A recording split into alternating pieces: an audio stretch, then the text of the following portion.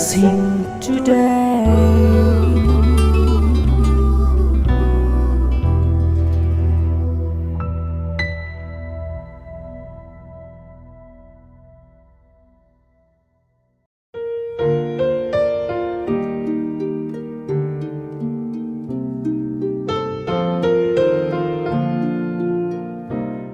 Welcome to blessing today. ഇന്നത്തെ ഈ episode നിങ്ങളുടെ ലൈഫിൽ ഒരു വലിയ ബ്ലെസ്സിങ് ആയി തന്നെ മാറട്ടെ. ഈ എപ്പിസോഡ് സ്പോൺസർ ചെയ്തിരിക്കുന്നവർക്ക് വേണ്ടി എല്ലാ ദിവസവും നമ്മൾ ചെയ്യുന്നത് പോലെ നമ്മൾ ഒരുമിച്ച് പ്രാർത്ഥിക്കാൻ പോവുകയാണ്. ആദ്യമായി നമ്മൾ പ്രാർത്ഥിക്കുന്നത് ഇന്ന് ബർത്ത്ഡേ ആഘോഷിക്കുന്ന ഒരു ദമ്പതികൾക്ക് വേണ്ടിയിട്ടാണ്. മനോഹരൻ ആൻഡ് ഗിരിജ. ഭർത്താവിൻ്റെയും ഭാര്യയുടെയും ബർത്ത്ഡേ ഒരേ ദിവസമാണ്, ഇന്നാണ്. അങ്ങനെയുള്ള ദമ്പതികൾ വളരെ വളരെ വളരെ അപൂർവമാണ്. അങ്ങനെയുള്ള അപൂർവ ദമ്പതികളിൽ ഒന്നായ ഈ ദമ്പതികൾക്ക് വേണ്ടി നമുക്ക് ഒരുമിച്ച് ചേർന്ന് പ്രാർത്ഥിക്കാം. അതിന് മുൻപ് തന്നെ മനോഹരനും ഗിരിജയ്ക്കും എല്ലാവിധ ദാമ്പത്യ നന്മകളും അനുഗ്രഹങ്ങളും വിവാഹ വാർഷികത്തിൻ്റെ എല്ലാവിധ നന്മകളും ഈ സമയത്ത് നേരുന്നു. നമുക്ക് ചേർന്ന് പ്രാർത്ഥിക്കാം. കർത്താവേ, മനോഹരനെയും ഗിരിജയെയും ഞങ്ങൾ അനുഗ്രഹിക്കുന്നു. ഇരുവരുടെയും സകലവിധ രോഗങ്ങളും സൗഖ്യമാകട്ടെ. എല്ലാവിധ സാമ്പത്തികമായ ബാധ്യതകളും മാറിപ്പോകട്ടെ. മകൻ അനീഷിനെ അനുഗ്രഹിക്കുന്നു. കർത്താവെ, നല്ല ജോലി ലഭിക്കാൻ വേണ്ടി നല്ലൊരു വിവാഹം നടക്കാനുമായി പ്രാർത്ഥിക്കുന്നു. മകൾ ആശയെ അനുഗ്രഹിക്കുന്നു. കർത്താവെ, എല്ലാ ഫാമിലി ബ്ലെസ്സിങ്സും കൊണ്ട് നിറയ്ക്കണമേ എന്ന് പ്രാർത്ഥിക്കുന്നു. Thank you Lord. ഈ കുടുംബം മുഴുവൻ അനുഗ്രഹിക്കപ്പെടട്ടെ. അതോട് ചേർന്ന് മിഡിൽ ആൻഡമാനിൽ നിന്നുള്ള വെൽവിഷർക്കായി ഞങ്ങൾ പ്രാർത്ഥിക്കുന്നു. തനിക്ക് ആരോഗ്യം നൽകണമേ, സമാധാനം നിറഞ്ഞ ഒരു ജീവിതം അങ്ങ് നൽകണമേ എന്നങ്ങയോട് ഞാൻ പ്രാർത്ഥിക്കുന്നു. 3 മക്കൾക്കായും അവരുടെ കുടുംബങ്ങൾക്കായും പ്രാർത്ഥിക്കുന്നു. ആ കുടുംബങ്ങളുടെ മേൽ ദൈവമേ എല്ലാവിധ നന്മകളും വന്ന് നിറയട്ടെ എന്ന് പ്രാർത്ഥിക്കുന്നു. പ്രത്യേകിച്ച് കർത്താവെ, 2ാമത്തെ മകൾക്ക് വേണ്ടി കർത്താവ് ഞങ്ങൾ പ്രാർത്ഥിക്കുന്നു. അവരുടെ ആ മകളുടെ ഭർത്താവുമായുള്ള റീയൂണിയന് വേണ്ടി ഞങ്ങൾ യേശുവിൻ്റെ നാമത്തിൽ പ്രാർത്ഥിക്കുന്നു. നല്ലൊരു ഫ്യൂച്ചർ ആ കുടുംബത്തിന് ഉണ്ടാകട്ടെ. കർത്താവ് അങ്ങനെ ചെയ്തതിനായി നന്ദി. യേശുവിൻ്റെ നാമത്തിൽ തന്നെ ആമേൻ.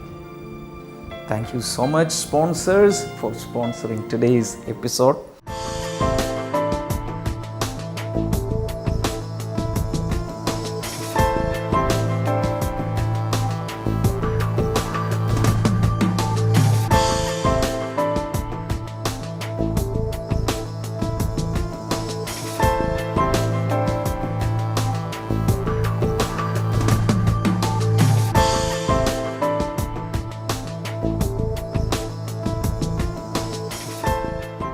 കഴിഞ്ഞ 2 ദിവസവും നിങ്ങൾ കേട്ടതുപോലെ ഇന്നും കോഴഞ്ചേരി മെഗാ ഫെസ്റ്റിവലിൽ നിന്നുള്ള സന്ദേശമാണ് കേൾക്കാൻ പോകുന്നത്. പ്രത്യേകിച്ച് ഇന്നത്തെ സന്ദേശം നൽകുന്നത് സിസ്റ്റർ ക്ഷമയാണ്.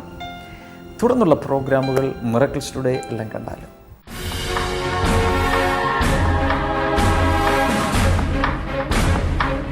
ഇവിടുത്തെ പാട്ടും പ്രാർത്ഥനകളും എല്ലാം മറ്റുള്ളവർക്ക് വേണ്ടി ഇവർ ഡെഡിക്കേറ്റ് ചെയ്തിരിക്കുന്ന ആ വലിയൊരു ആത്മസമർപ്പണം ഞാൻ ഇവിടെ കാണുന്നു. ആനന്ദവേളയായിരുന്നു. ദൈവിക സന്ദേശം ബ്രദർ ഡാനിൽ ശുശ്രൂഷിക്കുമ്പോൾ നമ്മുടെ മനസ്സിനെ തൊട്ടുണർത്തതും വലിയൊരു ആത്മീയ സാന്നിധ്യമാണ് ഇവിടെ വരുന്നത്. ജനങ്ങളെല്ലാവരും ഒരേ മനസ്സോടെ ഒരേ ആത്മാവോടെ അവിടെ ദൈവത്തെ ആരാധിക്കുന്നു, സ്തുതിക്കുന്നു ഞങ്ങൾക്ക് കാണാൻ കഴിഞ്ഞു.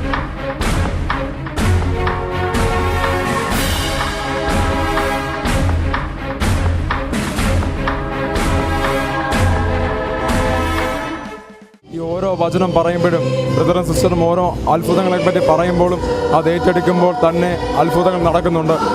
ഇവിടെ വന്നിരിക്കുന്നവരൊക്കെയും ഇത് ഹൃദയത്തിൽ ഏറ്റെടുത്ത് ഇന്ന് പറയുന്ന വചനം, ഇന്നത്തെ പാട്ട്, ഇന്നത്തെ ആരാധന എനിക്കുള്ളതാണെന്ന് പറഞ്ഞ് ഏറ്റെടുക്കുമ്പോൾ തന്നെ സൗഖ്യമാണ്. ഇവിടെ ഹോളിലിരിക്കുന്ന മൊത്തം പേർക്കും ഒരുപോലെ ദൈവം സൗഖ്യം കൊടുത്തുകൊണ്ടിരിക്കുകയാണ്. ബ്രദർ, ഈ സഹോദരിയുടെ പേര് അമ്നി എന്നാണ്, കോന്നിയിൽ നിന്നാണ് വരുന്നത്.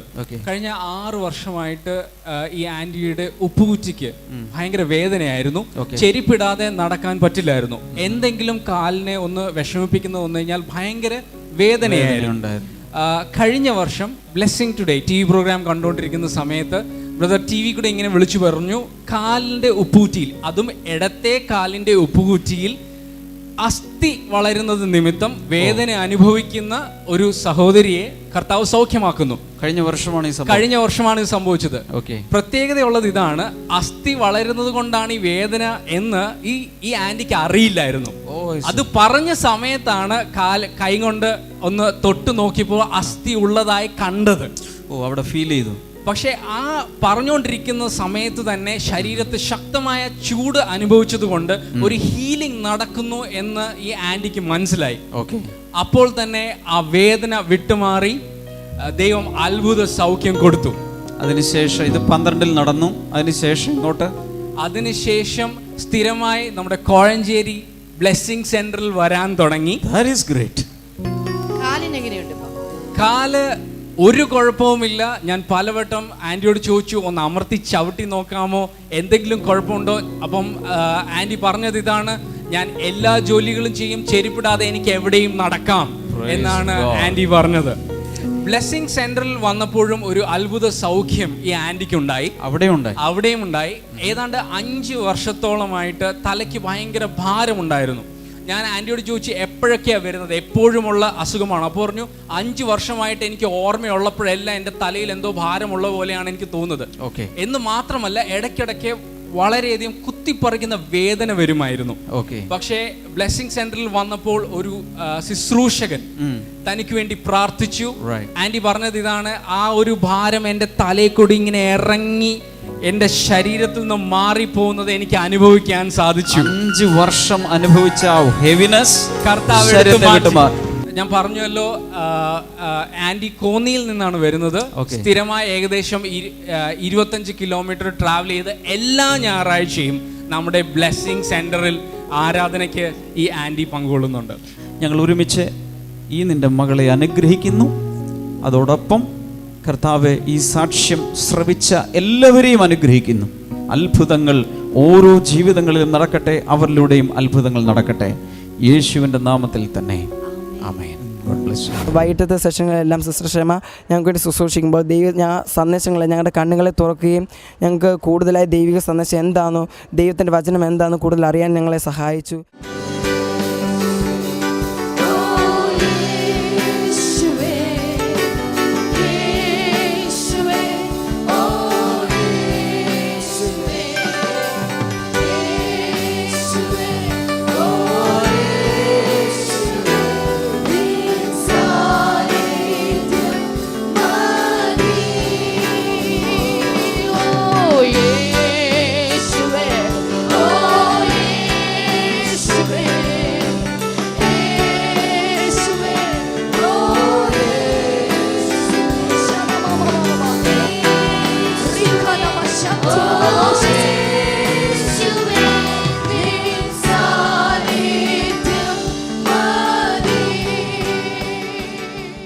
മത്തായിയുടെ സുവിശേഷം 22-ാം അധ്യായം, അതിനകത്ത് യേശു കർത്താവ് പറഞ്ഞ ഒരു ഉപമ തന്നെയാണ്. 22-ാം അധ്യായത്തിൻ്റെ 1 മുതൽ 14 വരെയുള്ള വേദവചനങ്ങളിലാണ് ആ ഒരു ഉപമ നമുക്ക് വായിക്കാനായിട്ട് സാധിക്കുന്നത്. കല്യാണ വിരുന്നിൻ്റെ ഉപമ. യേശു പിന്നെയും ഉപമകളിലൂടെ അവരോട് സംസാരിച്ചു. 2-ാമത്തെ വചനം, സ്വർഗരാജ്യം തൻ്റെ മകന് വേണ്ടി കല്യാണ വിരുന്ന് ഒരുക്കിയ രാജാവിനോട് തുല്യം. ഇവിടെ നാം കാണുന്നത് ഒരു രാജാവ് തൻ്റെ മകന് വേണ്ടി ഒരു കല്യാണം ഒരുക്കിയിരിക്കുകയാണ്. ആരാണ് ഈ രാജാവ്? അവിടെ എഴുതിയിട്ടുണ്ട്, സ്വർഗരാജ്യം തൻ്റെ മകനു വേണ്ടി എന്ന് പറയുമ്പോൾ സ്വർഗരാജ്യത്തിൻ്റെ രാജാവാണ് ആ രാജാവ് എന്നുള്ളത്. അടുത്തിരിക്കുന്ന ആൾക്ക് കൈ കൊടുത്തിട്ട് പറയാമോ, പിതാവാം ദൈവമാണ് ആ രാജാവ്. പറഞ്ഞാലും ആരാണ് ആ രാജാവ്? പിതാവാം ദൈവം. പിതാവാം ദൈവത്തിൻ്റെ മകനായ ക്രിസ്തുവിനു വേണ്ടി, യേശുവിനു വേണ്ടി ഒരുക്കപ്പെട്ടിട്ടുള്ളൊരു കല്യാണ സദ്യയെക്കുറിച്ചും അതിൻ്റെ വിരുന്നിനെ കുറിച്ചുമാണ് ഈ അധ്യായത്തിൽ കർത്താവ് ഉപമയിലൂടെ നമ്മെ പഠിപ്പിക്കുന്നത്.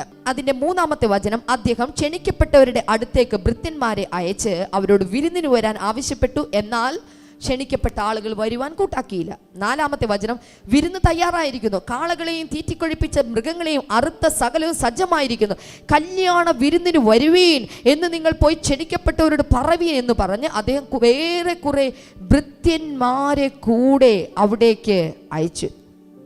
ഹല്ലേലൂയ. യേശു കർത്താവ് എന്തിനാണ് ഇവിടെ ഒരു കല്യാണത്തെക്കുറിച്ച് നമ്മെ പഠിപ്പിച്ചിരിക്കുന്നത്? അല്ലെങ്കിൽ ഒരു കല്യാണത്തിൻ്റെ കാര്യം പറഞ്ഞുകൊണ്ട് യേശു കർത്താവ് നമ്മെ പഠിപ്പിക്കുന്നത്? തൻ്റെ ഉപമകൾ നോക്കുമ്പോൾ വിവാഹത്തെക്കുറിച്ച് പരാമർശിച്ചുകൊണ്ട് തൻ്റെ ഉപമകളിലെ ഒരു വലിയ വിഭാഗം തന്നെ താൻ അതിനുവേണ്ടി വിനിയോഗിച്ചിട്ടുണ്ട്. അടുത്തിരിക്കുന്ന ആളുടെ മുഖത്തേക്ക് നോക്കിയിട്ട് പറയാമോ, നിങ്ങളുടെ കുടുംബജീവിതത്തിൽ പറ, നിങ്ങളുടെ കുടുംബജീവിതത്തിൽ യേശുവിന് ഒത്തിരി താല്പര്യമുണ്ട്. പറഞ്ഞേ, യേശുവിന് അതാണ് അതിൽ നിന്ന് നമുക്ക് മനസ്സിലാക്കാൻ സാധിക്കുന്നത്.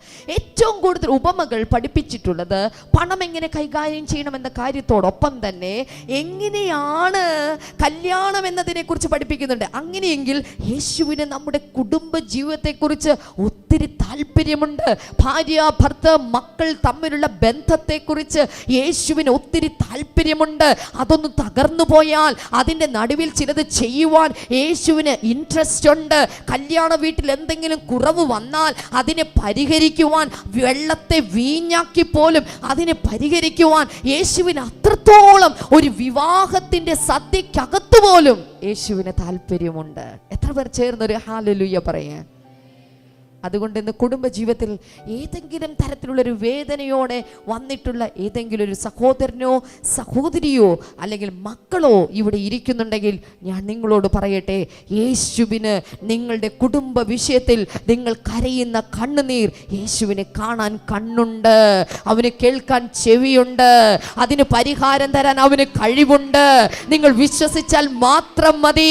യേശു അത്ഭുതങ്ങൾ നിങ്ങൾക്ക് വേണ്ടി, നിങ്ങളുടെ കുടുംബ ജീവിതത്തിന് വേണ്ടി പ്രവർത്തിക്കും. തീർന്നില്ല. പുതിയ നിയമത്തിൽ അപ്പസ്തോലന്മാർ പലരും ലേഖനങ്ങൾ എഴുതുമ്പോഴും വിവാഹ ജീവിതത്തെ ബന്ധപ്പെടുത്തി യേശുക്രിസ്തുവും സഭയുമായിട്ടുള്ള കാര്യങ്ങളെ പരാമർശിച്ച് സംസാരിക്കുന്നുണ്ട്. എന്തുകൊണ്ടാണ് അങ്ങനെ ചെയ്യുന്നത് എന്ന് ചോദിച്ചാൽ, വിവാഹത്തിന്റെ ഉടമ്പടി പോലെ തന്നെ ദൃഢമായ ഒരു ഉടമ്പടിയാണ് ക്രിസ്തുവുമായുള്ള വിശ്വാസത്തിന്റെ ഉടമ്പടി. ഒരിക്കൽ കൂടെ ഞാൻ ആ വാക്കുകൾ ആവർത്തിക്കുകയാണ്. ക്രിസ്തുവുമായിട്ടുള്ള നമ്മുടെ വിശ്വാസത്തിന്റെ ഉടമ്പടി എന്നുള്ളത് വിവാഹ ഉടമ്പടി പോലെ ദൃഢമായിട്ടുള്ളതാണ്. വിവാഹം കഴിക്കുമ്പോൾ ഭാര്യയും ഭർത്താവും വിവാഹ നാളിൽ ഒരു ഉടമ്പടി എടുക്കണം. എങ്ങനെയാണ്? മരണം വരെ. ആ ഉടമ്പടി അങ്ങനെയാണ്, മരണം വരെ ഒരുമിച്ച് ജീവിക്കാം എന്ന് ഒരു ഉടമ്പടി ഉള്ളതുപോലെ അങ്ങ് സ്വർഗത്തിൽ എത്തിച്ചേരും വരെ യേശുവുമായുള്ള ബന്ധത്തിൽ തന്നെ ഞാൻ നിലനിന്ന് കൊള്ളാം എന്ന് പറയുന്ന ഒരു വിശ്വാസ ഉടമ്പടിയാണ് യേശുവിലേക്ക് വരുമ്പോൾ നാം എടുത്തിരിക്കുന്നത്. എത്ര പേർക്ക് ഞാൻ പറയുന്നത് മനസ്സിലാകുന്നുണ്ട്? ഹല്ലേലൂയ. അതുകൊണ്ട് യേശുവുമായിട്ടുള്ള ഉടമ്പടി കല്യാണ ഉടമ്പടി പോലെയാണ്. ഭാര്യയെ ഭർത്താവിനെ നിങ്ങൾ വിട്ടുപോകാത്തതുപോലെ യേശുവിനെ ഒരിക്കലും വിട്ടുപോകരുത്. രണ്ടാമതായിട്ട് ഞാൻ പറയട്ടെ, യേശുവിനെ വിട്ടൊരു മനുഷ്യന് പോകാൻ സാധ്യമല്ലാത്തതുപോലെ ഭാര്യയും ഭർത്താവിനെയും വിട്ടുപോകാനും പാടില്ല. എത്ര പേർ ചേർന്നൊരു ഹല്ലേലൂയ പറയൂ? ഹല്ലേലൂയ. വിവാഹ ബന്ധം യേശു ഏറ്റവും അനുഗ്രഹിക്കുന്ന ബന്ധമാണ്. യേശു ഇഷ്ടപ്പെടുന്ന കാര്യമാണ്. അതിനകത്തൊരു തകർച്ചയുണ്ടായാൽ, ഒരു പാളിച്ചയുണ്ടായാൽ, ഒരു പ്രശ്നമുണ്ടായാൽ ഒരു കൗൺസിലർ പരിഹരിക്കുന്നതിനേക്കാൾ വേഗത്തിൽ യേശുവിനോട് പറയാമെങ്കിൽ അവനത് പരിഹരിച്ച് നൽകാൻ സാധിക്കും. കാരണം ബൈബിൾ പറയുന്നു, മുപ്പിരി ചരട് വേഗത്തിൽ അറ്റുപോകയില്ല. 2 ചരട് മാത്രമാണെങ്കിൽ പ്രശ്നങ്ങൾ വരുമ്പോൾ അറ്റുപോകാം. എന്നാൽ യേശു കർത്താവ് നിങ്ങളുടെ 2 ചരടിന്റെ ഇടയിൽ ഉണ്ടെങ്കിൽ, ഭാര്യയുടെയും ഭർത്താവിന്റെയും ഇടയിൽ യേശു തമ്പുരാൻ ഉണ്ടെങ്കിൽ ആ ചരട് അറ്റുപോകയില്ല. ഹല്ലേലൂയ. അതിന് ബലമുണ്ടായിരിക്കും. സമ്മതിക്കുന്നവരുണ്ടെങ്കിൽ ഒരു ആമേൻ പറഞ്ഞാലോ? ആമേൻ. നോക്കൂ, ഇവിടെ ഈ രാജാവ് കുറെ ആളുകളെ വിളിക്കുകയാണ്. ഇദ്ദേഹം 4 തരത്തിലുള്ള വിളികൾ ഇവിടെ വിളിക്കുന്നുണ്ട്. ഒരു പ്രാവശ്യം വിളിച്ചാൽ പല ആളുകളും വിളി കേൾക്കില്ല. സാധാരണ ഇങ്ങനെ പറഞ്ഞാറുണ്ട്, ഉറങ്ങുന്നവനെ വിളിച്ചാൽ അവൻ എന്ത് ചെയ്യും?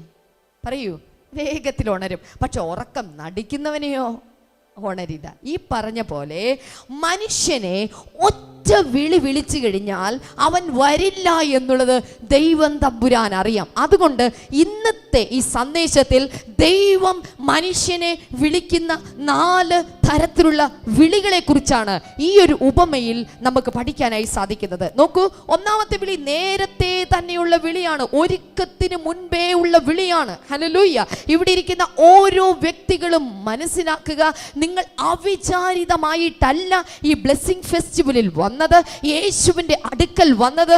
നിങ്ങൾ ജനിക്കുന്നതിനു മുൻപേ, നിങ്ങളുടെ അമ്മയുടെ ഉദരത്തിൽ നിങ്ങൾ ഉരുവാകുന്നതിനു മുൻപേ, സകല കല്യാണവും ഒരുക്കപ്പെടുന്നതിനു മുൻപേ, മറ്റൊരു തരത്തിൽ ബൈബിൾ ഭാഷയിൽ പറഞ്ഞാൽ ലോക സ്ഥാപനത്തിനു മുൻപേ ദൈവം നിങ്ങളെ വിളിച്ചതായിരുന്നു. ഹല്ലേലൂയ. അടുത്തിരിക്കുന്ന ആളുടെ മുഖത്തേക്ക് നോക്കിയിട്ടെന്ന് പറഞ്ഞേ, നിങ്ങൾ ജനിക്കുന്നതിന് മുമ്പേ ദൈവം നിങ്ങളെ വിളിച്ചതാണ്. പറഞ്ഞേ, മനസ്സിലായോ? പല മതവിഭാഗത്തിലായിരിക്കാം നിങ്ങൾ, പല കുടുംബ പശ്ചാത്തലത്തിലായിരിക്കാം നിങ്ങൾ, പല രീതിയിലുള്ള ആളുകളായിരിക്കാം നിങ്ങൾ. പക്ഷെ യേശുവിലേക്ക് വരുവാനായിട്ടുള്ള വിളി നിങ്ങൾ ജനിക്കുന്നതിന് മുൻപേ ദൈവം നിങ്ങൾക്ക് വേണ്ടി ചെയ്തു വെച്ചിരുന്നു. ഹല്ലേലൂയ. എന്നാൽ തിരിച്ചറിഞ്ഞില്ല. നമ്മളിൽ പല ആളുകളും തിരിച്ചറിഞ്ഞു. 30 വയസ്സ് വരെ തിരിച്ചറിയാത്ത ആളുകളുണ്ട്, 15 വയസ്സ് വരെ തിരിച്ചറിയാത്ത, 60 വയസ്സായിട്ടും തിരിച്ചറിയാത്ത ആളുകളുണ്ട്, 61ാമത്തെ വയസ്സിൽ തിരിച്ചറിഞ്ഞ ആളുകളുണ്ട്, 75ാമത്തെ വയസ്സിൽ ആ വിളി തിരിച്ചറിഞ്ഞ ആളുകളുണ്ട്. ഹല്ലേലൂയ. വിളി തിരിച്ചറിഞ്ഞവർ ചേർന്ന് ഒരു ഹല്ലേലൂയ പറയാമോ? ആദ്യത്തെ ഈ വിളി നോക്കൂ, രാജാവ് നേരിട്ടാണ് വിളിച്ചിരിക്കുന്നത്. എന്ന് വെച്ചാൽ ഒരു വ്യക്തി ജനിക്കുന്നതിന് മുൻപേ ആ വ്യക്തി യേശുവിലേക്ക് കടന്നു വരണമെന്നുള്ള വിളി സ്വർഗത്തിലെ ദൈവം നേരിട്ട് ആ വ്യക്തിയുടെ ആത്മാവിലേക്കാണ് ആ വിളിയെ വെച്ചിട്ടുള്ളത്. ഹല്ലേലൂയ. എത്ര പേർ ചേർന്നൊരു ഹല്ലേലൂയ പറയും? അതുകൊണ്ട് ആദ്യത്തെ ആ ക്ഷണം, ആ വിളി എന്നുള്ളത് ഒരു പ്രവാചകനിലൂടെ അല്ലായിരുന്നു, ഒരു ദൈവദാസനിലൂടെ അല്ലായിരുന്നു. ഒരു പക്ഷെ പ്രവാചകന്മാരോ ദൈവദാസന്മാരോ വഴി നിങ്ങൾ യേശുവിലേക്ക് വന്നു കാണാം, പക്ഷെ അവരല്ല നിങ്ങളെ വിളിച്ചത്. ആദ്യത്തെ വിളി ദൈവം തമ്പുരാൻ തന്നെയാണ് നിങ്ങളെ വിളിച്ചത്. ഹല്ലേലൂയ. രണ്ടാമത്തെ വിളി നമുക്ക് കാണുന്നത് 3ാമത്തെ വചനത്തിലേക്ക് നാം കാണുന്നു. അദ്ദേഹം ക്ഷണിക്കപ്പെട്ടവരുടെ അടുക്കിലേക്ക് ഭൃത്യന്മാരെ അയച്ചു. അടടാ, നമ്മുടെ നാട്ടിലാണെങ്കിൽ ഒരു പ്രാവശ്യം കല്യാണത്തിന് വിളിച്ചാൽ പിന്നെയും ആളുകളെ പുറകെ വിടുമോ? ഒരിക്കലും വിടില്ല. അഥവാ നമ്മൾ വിളിക്കുന്നെങ്കിൽ തന്നെയും നമ്മുടെ ഏറ്റവും അടുത്തുള്ള നമ്മുടെ നാത്തൂമാരെയോ നമ്മുടെ ആങ്ങളമാരെയോ നമ്മുടെ എന്താ പറയുക അമ്മാച്ചന്മാരെയോ മാത്രം, അല്ല തലേദിവസം തന്നെ നേരത്തെ തന്നെ രാവിലെ 10 മണിക്ക് തന്നെ എത്തുമല്ലോ അല്ലേ എന്ന് പറഞ്ഞ് നാം വിളിക്കുമായിരിക്കും. അല്ലാതെ ക്ഷണിക്കപ്പെട്ട എല്ലാവരെയും രണ്ടാമതൊരു വിളി നടത്താൻ നമ്മൾ ആരും മുതിരാറില്ല. എന്നാൽ യഹൂദന്മാരുടെ കസ്റ്റം അനുസരിച്ച്, അവരുടെ സമ്പ്രദായം അനുസരിച്ച് വലിയ വലിയ വീട്ടുകാർ വിരുന്ന് കഴിക്കുമ്പോൾ എന്താ സംഭവിക്കാന്ന് വെച്ചാൽ അവരെ രണ്ടാമത് വിളിക്കും. അത് അവരുടെ പ്രസ്റ്റീജിന്റെ എന്താ പറയുക, അവരുടെ ആഭിജാത്യത്തിന്റെ ഒരു ഭാഗമായിട്ട് അവർ രണ്ടാമത് വിളിക്കും. ഹല്ലേലൂയ.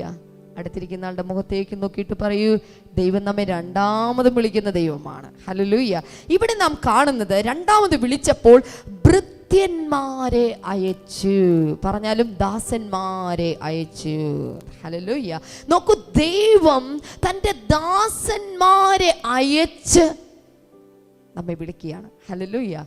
ആരെങ്കിലും പോകാതെ എങ്ങനെ സുവിശേഷം പ്രസംഗിക്കപ്പെടും എന്ന് റോമർക്ക് എഴുതിയ ലേഖനത്തിൽ പൗലോസ് എഴുതിയിരിക്കുന്നത് പോലെ ദൈവം സുവിശേഷ പ്രസംഗം നടത്തുന്ന ദൈവദാസന്മാരെ അയച്ച് അവരിലൂടെ കർത്താവ് നമ്മെ വിളിക്കുകയാണ്. അടുത്തിരിക്കുന്ന ആളുടെ പുറത്തൊന്ന് തട്ടിക്ക്, പുറത്തൊന്ന് തട്ട്, എന്നിട്ട് പറയൂ അഭിനന്ദനങ്ങൾ. പറഞ്ഞേ, പുറത്തൊന്ന് തട്ടിട്ട് പറ, എന്താണ് അഭിനന്ദനങ്ങൾ? എന്താ രണ്ടാമത്തെ വിളി?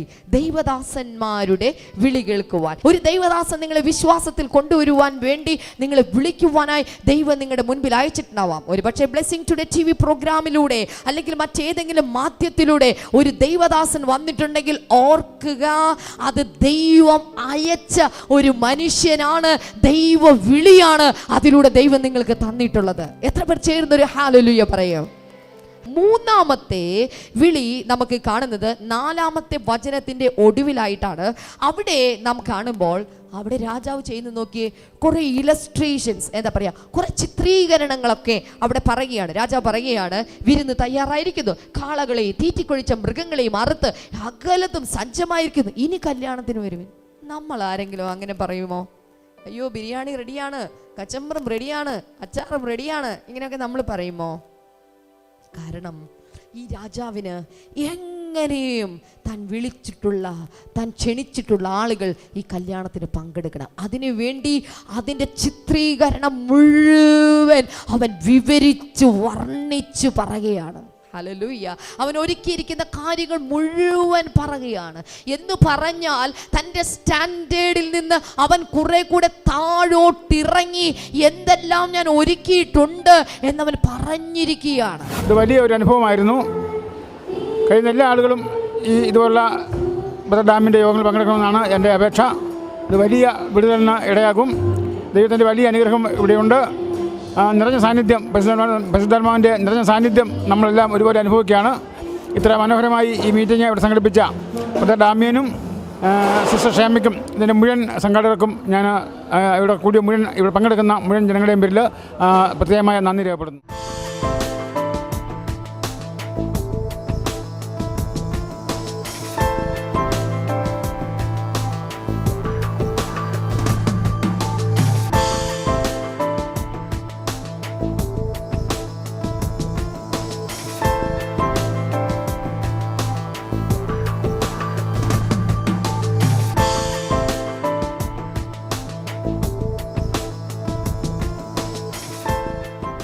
നമുക്ക് ഈ സമയത്ത് ഒരുമിച്ച് ചേർന്ന് പ്രാർത്ഥിക്കാം.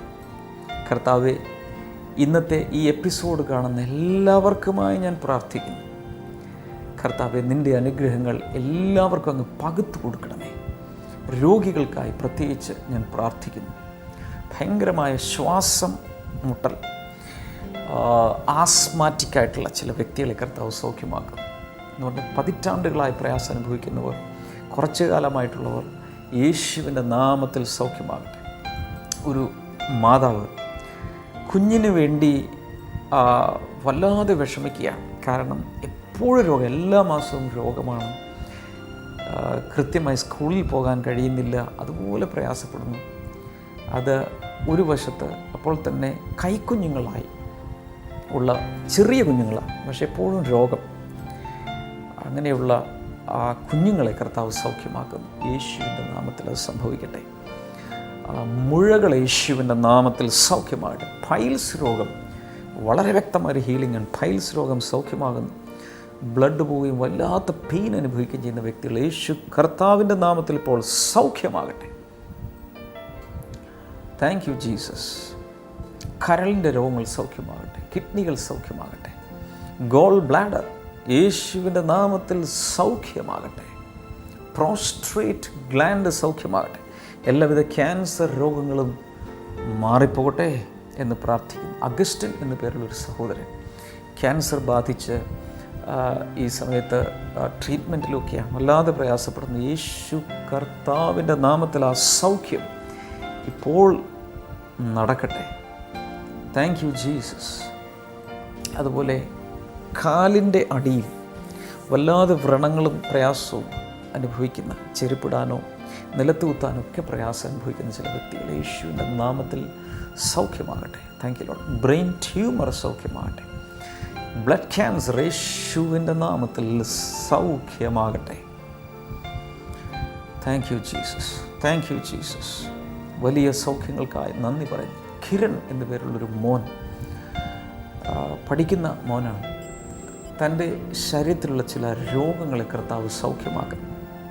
വല്ലാതെ മാതാപിതാക്കൾ വറീഡാണ്. യേശുവിൻ്റെ നാമത്തിൽ കിരൺ സൗഖ്യമാകട്ടെ. വിടുതലുകൾക്കായി നന്ദി പറയുന്നു. നിങ്ങളുടെ പേരോ അല്ലെങ്കിൽ നിങ്ങൾ അനുഭവിക്കുന്ന വിഷയങ്ങളോ രോഗങ്ങളോ ഞാൻ എടുത്ത് പറഞ്ഞില്ലെങ്കിൽ പോലും ഇപ്പോൾ വിശ്വസിക്കുക, കാണാതെ വിശ്വസിക്കുക, കടന്ന് വിശ്വസിക്കുക. കർത്താവെ, എല്ലാവരുടെ മേലും ദൈവിക വിടുതലുകൾ ഉണ്ടാകട്ടെ. ഏത് വിഷയമാണെങ്കിലും ഉണ്ടാകട്ടെ. കുഞ്ഞുങ്ങളില്ലാത്ത കുഞ്ഞുങ്ങൾ ഉണ്ടാകട്ടെ. ജോലിയില്ലാത്തവർക്ക് അത് ലഭിക്കട്ടെ എന്ന് പ്രാർത്ഥിക്കുന്നു. കർത്താവ് അങ്ങനെ ചെയ്തതിനായി നന്ദി. യേശുവിൻ നാമത്തിൽ തന്നെ ആമേൻ. ഈ ആഴ്ചയിലെ ബ്ലെസ്സിങ് ഫെസ്റ്റിവലുകളിൽ വരാൻ മറക്കരുത്. വെള്ളിയാഴ്ച പത്തനാപുരത്തേക്കാണ് ബ്ലെസ്സിങ് ഫെസ്റ്റിവൽ ടീം വരുന്നത്. അവിടെയുള്ള എല്ലാവരും തയ്യാറാകുക. അയൽ പ്രദേശങ്ങളിലുള്ളവർ, അയൽ ജില്ലകളിലുള്ളവരൊക്കെ തയ്യാറാകുക.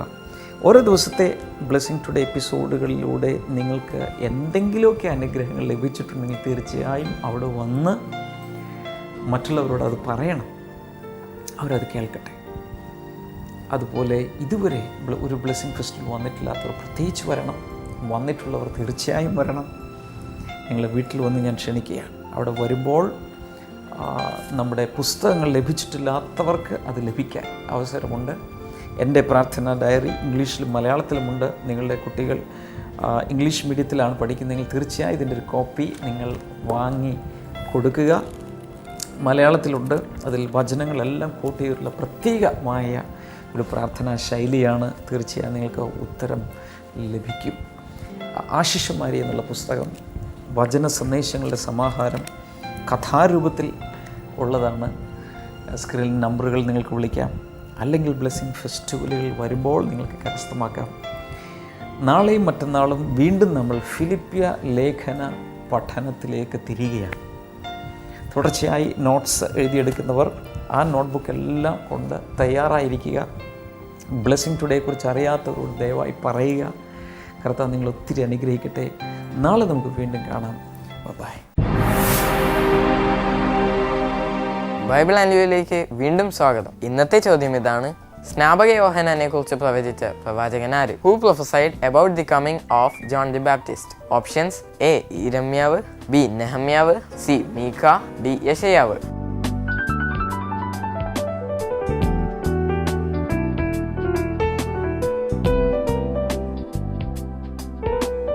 നിങ്ങളുടെ ഉത്തരങ്ങൾ 9645221221 എന്ന നമ്പറിലേക്ക് SMS ചെയ്യുക. SMS ചെയ്യേണ്ട format BT space option A, B, C or D. നിങ്ങളുടെ ഉത്തരങ്ങൾക്ക് സമ്മാനം നൽകുന്നത് OM ബുക്സ് ആണ്.